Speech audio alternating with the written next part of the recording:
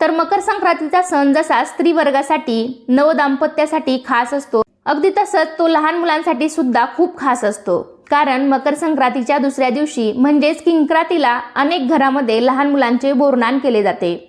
तर आता बोरनान म्हणजे काय, तर बोरनान या नावामध्येच त्याचा अर्थ दडलेला आहे. बोराने घातलेली अंघोळ.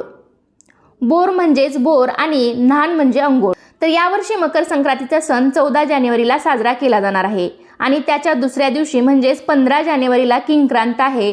किंक्रांतीच्या दिवशी लहान मुलांना बोरनान घातले जाते. आता बोरनान हे किती वर्षापर्यंत करतात, तर आपल्या घरातील नवीन जन्मलेल्या बाळापासून ते 5 वर्षापर्यंतच्या बाळापर्यंत तुम्ही बोरनान करू शकता. शिशुसंस्कार म्हणून बोरनान केले जाते.